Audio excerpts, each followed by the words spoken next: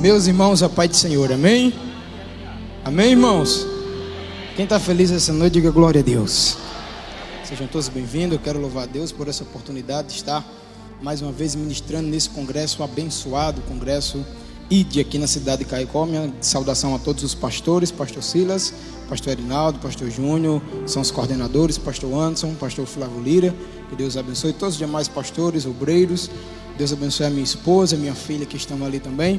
E eu quero externar nessa noite a palavra de Deus. Eu creio que você veio ouvir Jesus falar com você aqui nesse lugar. Sem muita delonga, abra a sua Bíblia comigo na carta que Paulo escreve à igreja que está em Éfeso, no capítulo de número 6. Louvado seja o nome do Senhor Jesus Cristo. Deus abençoe o pastor Regis, feliz em revê-lo novamente, o grande pregador do Evangelho. Efésios capítulo 6, no versículo 10, que diz assim a palavra de Deus: finalmente, fortaleçam-se no Senhor e no seu forte poder. Vistam toda a armadura de Deus, para poderem ficar firmes contra as ciladas do diabo.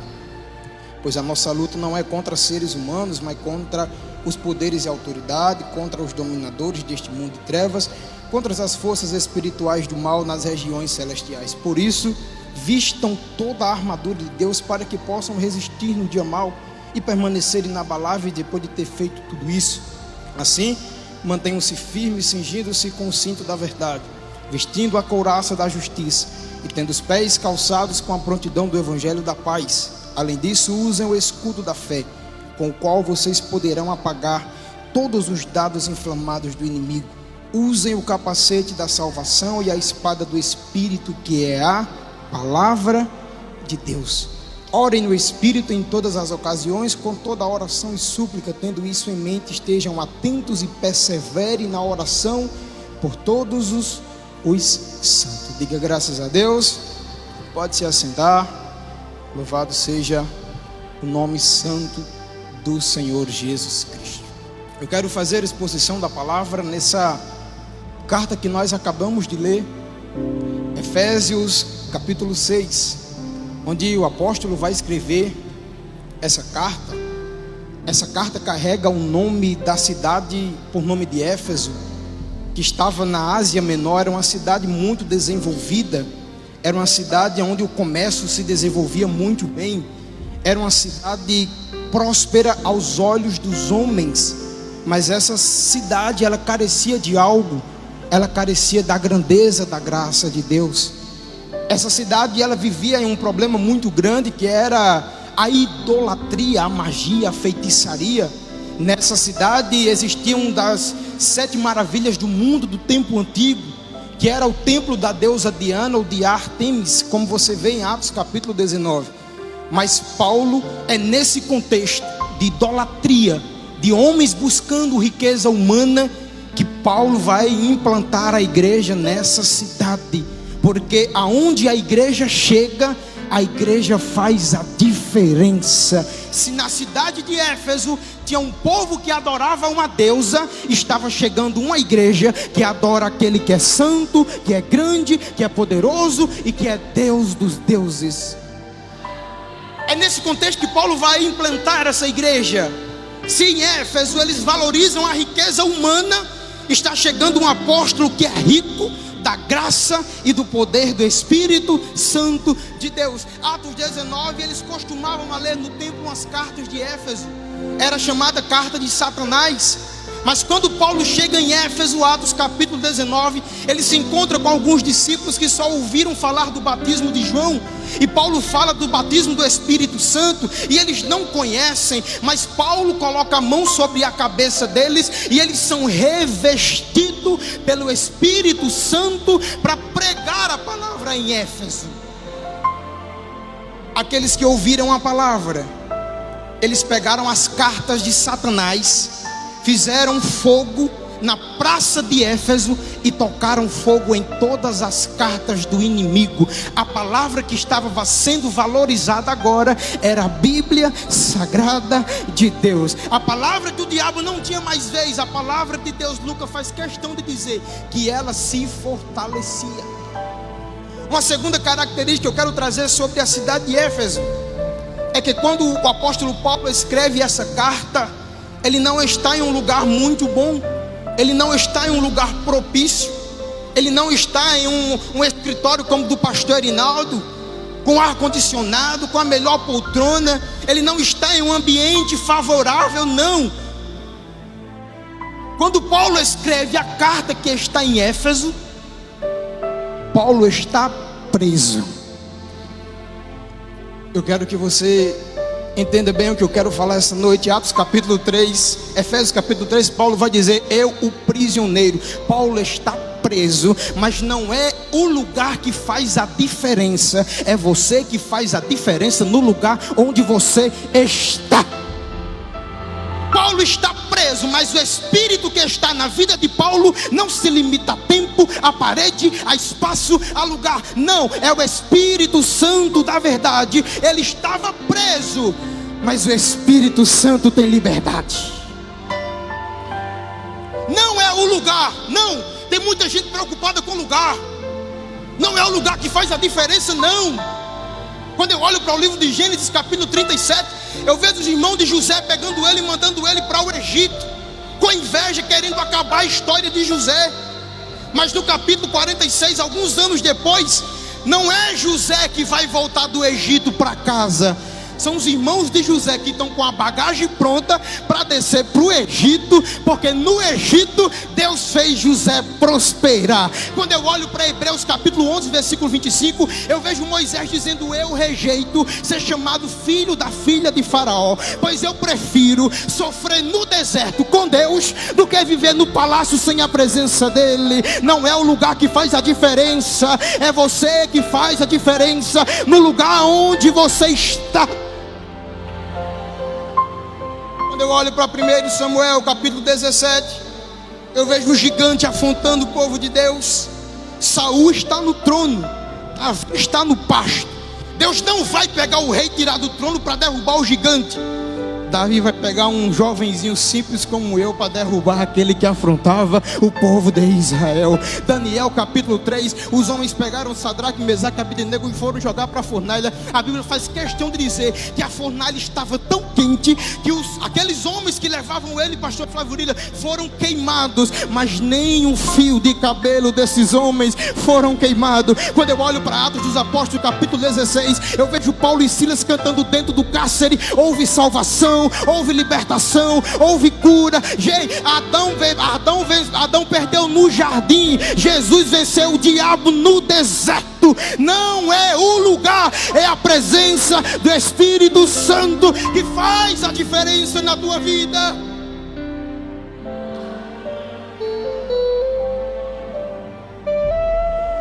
O imperador, por nome de Domiciano, ele pega o apóstolo João e diz: vou enviá-lo para a ilha de Patmos. Lá o evangelho vai estar calado, lá o evangelho não vai ser pregado. Mas ele se esqueceu que Deus não trabalha com lugar. Deus trabalha com crente obediente e enche do Espírito e usa. Tem muita gente que está preparado com o lugar, preocupada com o lugar. Descansa o coração, não importa o lugar. Paulo sofreu, mas Paulo era um homem cheio do Espírito Santo. Você vai sair daqui com essa frase na mente: não é o lugar que faz a diferença, mas é você que faz a diferença no lugar que você está. O que mais vê hoje, pastor Silas, são pessoas a trancos e barrancos procurando lugar para ser fiel a Deus. Daniel, quando chegou na Babilônia, a Bíblia faz questão de dizer que Daniel colocou no seu coração de não se contaminar com as coisas da Babilônia.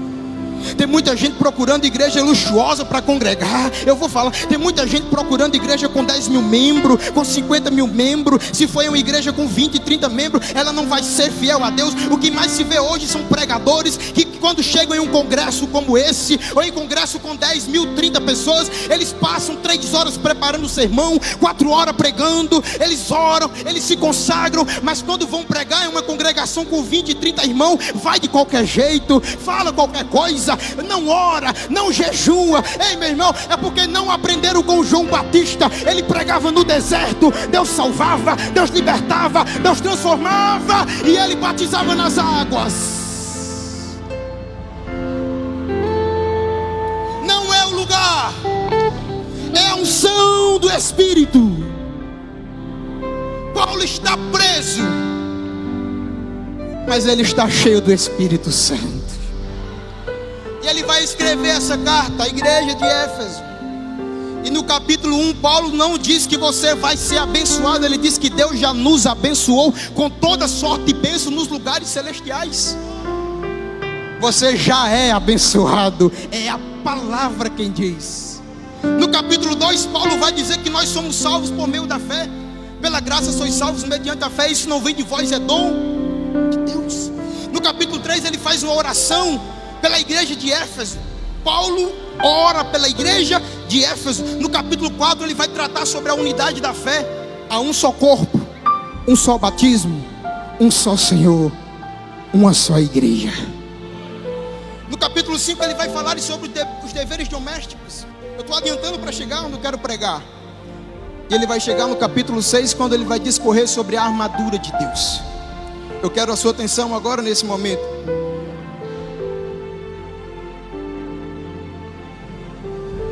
Ele vai discorrer sobre a armadura, sobre o revestimento de Deus para a vida da igreja. Mas ele começa a falar da armadura de Deus, pastor Alexandre, no versículo 6 do capítulo 6. Isso significa que antes do versículo 6 tem alguns versículos antes. Porque se eu pego um texto fora do seu contexto, ele vira um pretexto. E não é todos na igreja que estão revestidos com a armadura para lutar contra o diabo. Não é de qualquer jeito. A prova disso é que quando Paulo chegou em Éfeso, capítulo 19, ele começou a pregar, e a Bíblia faz questão de dizer que Deus operava milagre na cidade de Éfeso. Chegaram 7 filhos de Sevas. Olhe para mim, entenda isso. Chegaram 7 filhos de Seva e foram orar por um endemoniado. E quando eles colocaram a mão sobre o endemoniado, eles falaram: em nome de Jesus, saia desse homem. Eu te ordeno que saia dele, no nome de Jesus, de quem Paulo prega. O demônio olhou para ele e disse assim: eu conheço Jesus, eu conheço Paulo, mas você, quem são? Não tinha armadura. Não adianta lutar contra o diabo se não tem armadura. Não é de qualquer jeito que recebe o revestimento da armadura de Deus. Não é soprar uma lâmpada como muitos fazem. Não é pular, não é rodar, não. Primeiro lugar, Paulo no versículo 1, ele começa falando sobre obediência. Não existe crente rebelde cheio do Espírito Santo. Não existe crente revestido cheio do Espírito Santo de Deus. Não. A prova disso é que quando o profeta mandou o Samuel esperar, a Bíblia vai dizer que Saul ele desobedece a Deus, e o profeta chega para ele e diz: porque você não guardou o mandamento de Deus, o Senhor já está procurando alguém para colocar no seu lugar. Ele foi rejeitado porque desobedeceu. Lucas, no Evangelho, no livro de Atos dos Apóstolos, ele vai escrever, Lucas, que Deus deu o Espírito Santo àqueles que lhe obedecem. A promessa em Atos capítulo 2 do Espírito era para quem permanecesse em Jerusalém. Foram vistas 500 pessoas no cenáculo, 380 desobedeceram, foram embora, 120 permaneceram em obediência. Quem foi cheio do Espírito Santo? Quem desobedeceu ou quem obedeceu? Aleluia. Tem que estar em obediência. Segundo ponto que Paulo vai falar, no versículo 7 ele vai dizer: sirvam aos senhores de boa vontade, como servindo ao Senhor e não a homens. Olhe para cá. Nós estamos no congresso de missões. Aqui tem vários missionários que pregam o evangelho em países. Pastor Silas, pastor Isaac se preocupam com missões. Mas o que se mais vê hoje também são pessoas querendo servir a Deus por status. E Deus, Ele vê tudo e todos. Ninguém serve a Deus por status, não. O que se mais vê são pessoas dizendo: eu quero ser missionário na África, quero ser missionário no Japão. Mas a intenção dessas pessoas não são almas. A intenção dessa pessoa é pegar o iPhone e colocar uma foto: estou evangelizando a África. Mas o meu Deus não trabalha com status, não. Tem que ser por amor, tem que amar as obras, tem que amar as almas, não é por status. Paulo está dizendo: sirvam aos senhores como se estivessem servindo a Deus. E terceiro ponto, para quem quer ser revestido com a armadura, no versículo 18 ele diz: orem em todas as ocasiões. Não existe Espírito Santo, não existe revestimento sem oração. Quem está entendendo essa palavra, dê glória a Deus, exalte o nome do Senhor. Não existe revestimento sem oração. Não é por chegar em um congresso e passar a semana inteira sem orar que você vai sair daqui voando como serafim, como querubim. Não, tem que ter oração. Mateus capítulo 6, versículo 6, Jesus disse: quando fores orar. Não é quando querer orar. Jesus disse: quando fores, porque a igreja revestida é uma igreja que ora, é uma igreja que busca. Ai, tem tanta gente hoje querendo ser conhecida por causa do evangelho. Tem tanta gente hoje querendo ser conhecida mundialmente porque acha que tem 1 milhão de seguidores no Instagram. Famoso para Deus, irmão, não é quem tem 1 milhão de seguidores no Instagram. Famoso para Deus não é quem tem 1000 visualizações no YouTube. Famoso para Deus é quem acorda 4 da manhã, dobra o joelho e ora, se consagra. Ora, famoso para Deus é quem vai aonde ninguém vai. Famoso para Deus é quem tem uma vida de oração. Famoso para Deus é quem vai aonde muitas pessoas não querem ir, porque ela não tem glória humana. Eis que diz assim o Senhor: meu filho, estás em uma terra onde muitos não querem ir. Estás em uma terra que muitos não querem pisar, porque ela não tem glória de homem. Mas foi eu que te coloquei naquele lugar. Muitos homens não estão te vendo, mas eu, Senhor, te vejo, te guardo, te protejo, te abençoo. Faça minha obra naquele lugar. Levante a mão para adorar o Senhor. Famoso para Deus é quem ora.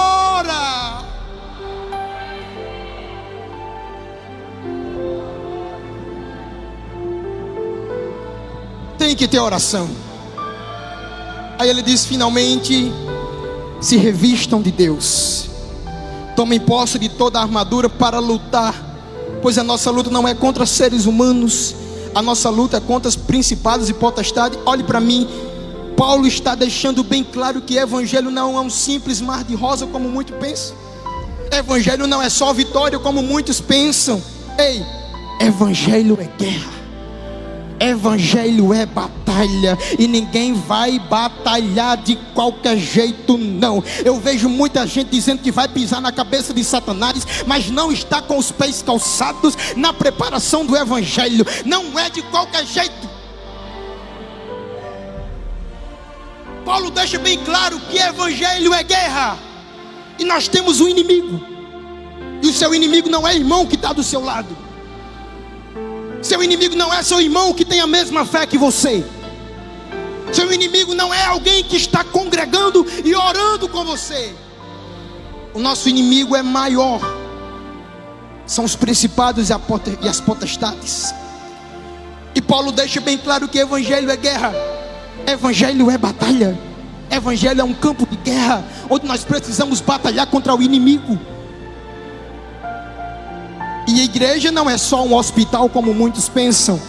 Paulo deixa bem claro que a igreja é um exército que está pronto para batalhar. E como todo exército tem o seu general. O general da igreja não é homem. O general da igreja não é pastor, não é apóstolo, não é João, não é Pedro, não. O general da igreja é aquele que em Isaías capítulo 43 versículo 13 ele diz: ainda antes que houvesse dia, eu sou. O general da igreja é o quarto homem da fornalha. O general da igreja é aquele que Paulo em Filipenses capítulo 2 ele disse que Jesus tem o nome sobre todo nome. O general da igreja é aquele que em João, que é Apocalipse capítulo 19, João disse que viu ele. Ele tem os olhos como chama de fogo, as vestes brancas com salpicadas de sangue. Ele está montado em um cavalo branco e na sua coxa está escrito: Rei dos Reis e Senhor dos Senhores. É Jesus, o general da igreja. E ele vai dizer: Vistam toda a armadura, tomem o capacete, coloquem um cinto, coloquem a couraça, calça os pés na preparação do Evangelho, pega o escudo da fé, mas também pega a palavra que é a espada. Não é só com a Bíblia na mão que nós iremos derrotar Satanás, tem que saber usá-la. Tem que saber manejar a palavra da verdade. Eu não vi nenhuma vez Jesus no deserto pegando a Bíblia e dando na cabeça de Satanás, não. Simplesmente ele expôs as escrituras e o inimigo foi derrotado, porque ela é a palavra, ela é a espada da igreja. E a igreja vai para cima do inimigo. É Satanás vindo de lá para cá e a igreja revestida indo daqui para lá. É Satanás pregando a mentira e a igreja revestida pregando a verdade. É Satanás dizendo que menino pode ser menina, menina pode ser menino, e a igreja revestida dizendo que Deus criou macho e fêmea.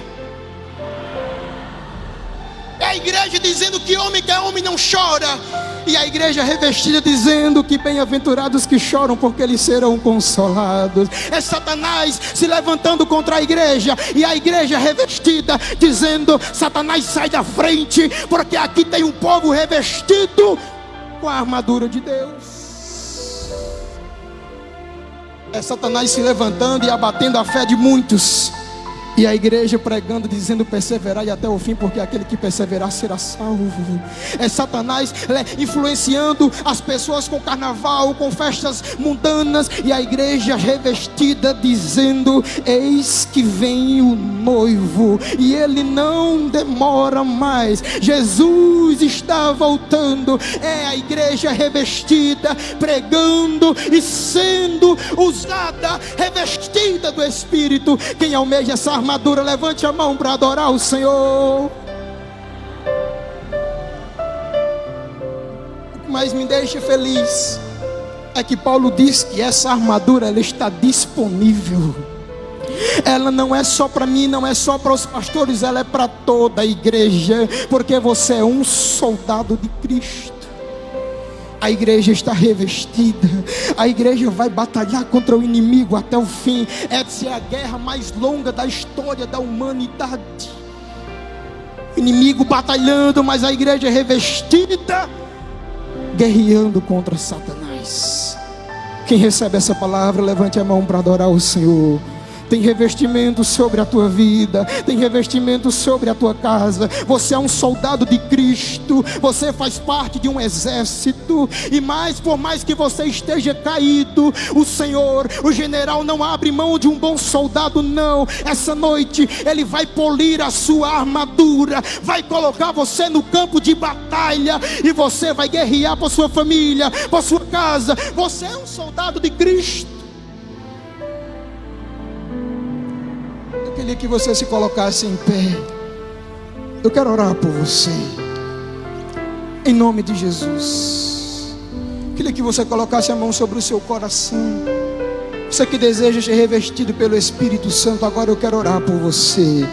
Pai, no nome de Jesus, aqui está uma igreja, Senhor, comprada com teu precioso sangue. Aqui tem um povo lavado. Aqui tem pessoas que estão orando agora. Talvez saiu de casa enfrentando uma guerra tremenda contra o inimigo, mas tu és o Deus que deu vestimenta para a igreja. Tu és o Espírito da igreja. Tu és o Deus que reveste a igreja. Que esse crente, que esse soldado saia daqui essa noite revestido para lutar contra o diabo, Senhor, em nome de Jesus. Que essa igreja revestida avance pregando o Evangelho, que essa igreja avance glorificando o teu nome sobre a terra. É a igreja revestida, Pai Deus, que o Senhor possa agora, Pai, armar todo este povo para permanecermos firmes contra as astutas ciladas do diabo, Deus,